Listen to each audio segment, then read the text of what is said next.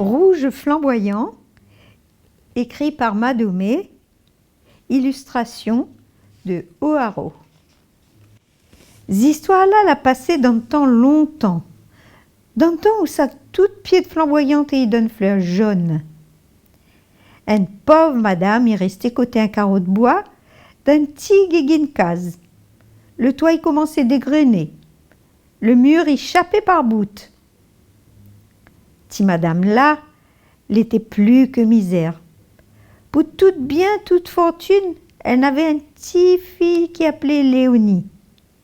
Léonie faisait tout pour faire plaisir à son maman. En plus de ça, elle était jolie, pareil la lune. Son yeux était éclaté comme des étoiles. Son cheveu était qui brille en soleil. L'année-là, mois de novembre, t'es fini bien entamé. La pluie tombait pas même. La terre était sec en graton. Rien y poussait plus. Les 2-3 animaux maigres en lame-couteau t'es fines vannées.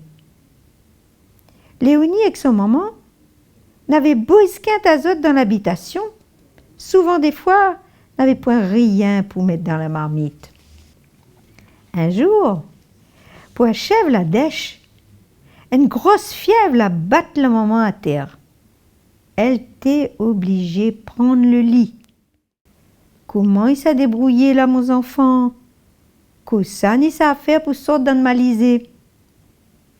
Léonie, elle avait beau tourner un tas d'idées dans sa tête, elle n'y trouvait pas rien que n'aurait pu arranger cette situation. Et puis, tout d'un coup, le maman l'a souvenu que dans le fond d'un mal, elle avait ramassé un cadeau qu'elle avait gagné avec sa grand-mère. C'était un trousseau de table tout en broderie de silaos. Un trousseau comme ça, il vaut de l'or. Mon enfant, les sûrs la vieille madame Noëlda va donner à nous un bonne monnaie pour ce trousseau-là. Puis pour acheter 2-3 pains de maïs avec un peu de haricots, un que la morue aussi. Enfin, waouh même. Seulement, laisse de tikatsu pour prendre une bouteille d'élixir parigorique. Poussons y à moins. Sinon, comme mi ouah moins là, mi tarde pas pour aller côté tantôt. Mais le tracas, c'était que madame Noëlda, il restait Saint-Pierre. Le chemin n'était pas facile du tout pour aller là-bas. En premier, il y avait le grand carreau de bois pour traverser. Dessous, il faisait quasiment noir. Après ça, tu es obligé de couper une ravine glissant en savonnette. Après, il fallait monter un piton à couvert avec scorie, avec galets pointus. Et pour finir, de l'autre côté jusqu'à Moulin-Cadère. Imaginez toute qualité danger Thérèse Cabaret son petits enfants. Le cœur, maman, y amarré, ses larmes, y coulait tout seul. Léonie, là, essaye, raconsole elle. Maman, pleure pas. Avant le soleil y couche, moi sera fini à tourner avec toutes les bonnes commissions. Puis pourra prendre notre médicament et m'a fait cuire un petit sauce-maïs pour remonter à où. La petite fille là, l'a mis le trousseau avec précaution dans un soubic, elle l'a embrassé un moment et sans perdre le temps, elle l'a partie. Seulement, quand le soleil là commence à descendre, Léonie n'était toujours pas là. La maman la regarde par la fenêtre, la sort sur le pas de porte. Personne. N'avait point personne. Alors, pas un, pas deux, elle attrape sa capeline pour boire un peu son front que t'y brûle avec la fièvre et elle la partira de son marmaille.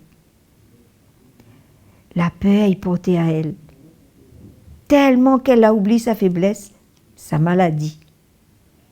Comme si elle avait gagné la zèle. Pourvu que la pas arrive malheur son petit enfant chéri. Elle y courait, y criait, Léonie, mon petit gâté, où ça vilait? Elle la traverse le carreau de bois, la ravine, la monte sur le piton, partout où ça que son petit fille aurait dû passer. Ses jambes y troquaient, les roches, les épines y graffinaient à elle. Mais elle y sentait pas la douleur. En plus, Fénois y commençait à tomber. Quand même ça, elle y arrêtait pas de courir. Elle y arrêtait pas de crier « Mon enfant, mon petit baba en sucre, que ça la passe dans ma tête pour me laisser à où partir tout seul dans de grands chemins. » C'est là qu'un petit rayon la lune la éclaire à elle.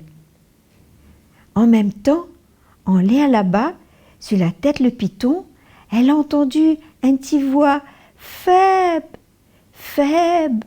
« Maman, maman, viens au vite, moi elle est là. » Sur le retour, la petite fille la gagne un coup de cogne, elle a glissé sur le flanc de le piton. Heureusement, Chico la barre à elle, la empêche à elle chape dans le fond. La maman la donne à elle la main, la râle à elle en l'air. Les joues et le front de la maman étaient rouges en braise. Elle a serré fort son enfant dans ses bras. Après ça, elle a pris une grande respiration, l'assise sous un pied flamboyant pour apprendre un petit guine la force. J'étais si tant fatiguée que je la gagne sommeil. Grand matin, l'heure que je la rouvre les yeux, tout autour de zot n'avait un tapis de pétales rouges. Le maman n'avait plus rien qui faisait mal. La fièvre était fine vole loin. Le feu qu'il était sur ses joues, sur son front, l'avait fané.